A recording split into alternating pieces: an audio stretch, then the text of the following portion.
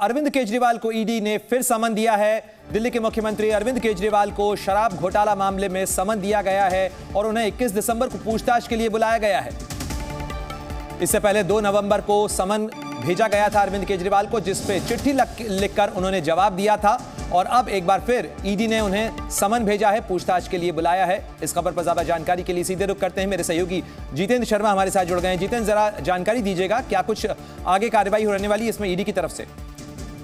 देखिए प्रणब, ईडी ने केजरीवाल को समन भेज करके पूछताछ के लिए बुलाया है। दूसरा समन है जिसे भेजा गया है। इससे पहले 2 नवंबर को ईडी ने पूछताछ के लिए बुलाया था। हालांकि उस दौरान केजरीवाल ने कहा था कि जिस तरह से 4 राज्यों में चुनाव होने वाले हैं, उसको लेकर के उन्हें चुनाव के लिए तैयारी करनी है और उसके लिए जाना है, तो इस वजह से वो पूछताछ के लिए शामिल नहीं हुए थे। अब ईडी ने उन्हें 21 दिसंबर को पूछताछ के लिए बुलाया। लेकिन इसमें भी ध्यान देने वाली बात यह है प्रणय कि फिर से जो केजरीवाल की तरफ से आएगा, जो जैसा कि उम्मीद है, क्योंकि वो पहले से ही बता चुके हैं कि 19 दिसंबर से 30 दिसंबर तक वो विपश्यना के लिए जा रहे हैं। 10 दिन के कोर्स वो करते हैं, हर साल जाते हैं। तो यानी कि ये बात पहले से ही तय थी कि केजरीवाल जो है वो 10 दिनों के लिए जा रहे हैं और इसी बीच में ईडी ने 21 दिसंबर को उन्हें पूछताछ के लिए बुलाया है। तो यानी कि इसकी संभावना बेहद ही कम है कि केजरीवाल जो है इस बार भी पूछताछ के लिए ईडी के सामने पेश होंगे। इसी बीच मैं आपको बता दूं कि ईडी इस मामले में इससे पहले जो नारायण दत्त जो गुप्ता है, एनडी गुप्ता है, जो कि आम आदमी पार्टी के राज्यसभा सदस्य सांसद भी हैं, उनसे भी जो है ईडी इसी महीने 9 दिसंबर को पूछताछ कर चुकी है।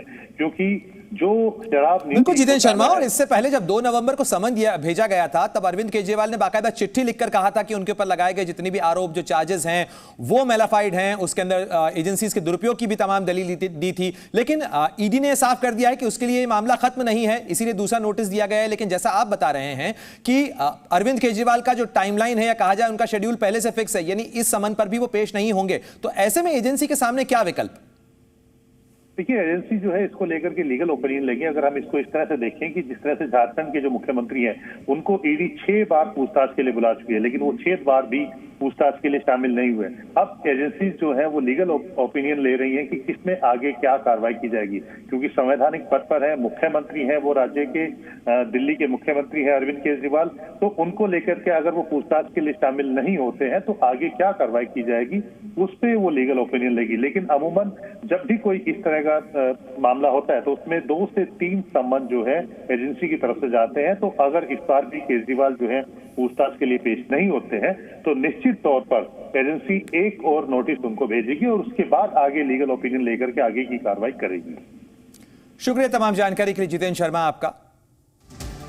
तो ईडी ने एक बार फिर नोटिस दिया है अरविंद केजरीवाल को, और इस समय की बड़ी खबर आपको बता दें, 21 दिसंबर को पेश होने के लिए कहा गया है। हालांकि जिस तरीके से जानकारी मिल पा रही है, अरविंद केजरीवाल पहली विपश्यना के लिए जाने वाले हैं, इसलिए इस समन के बाद भी वो ईडी के सामने पेश नहीं होंगे।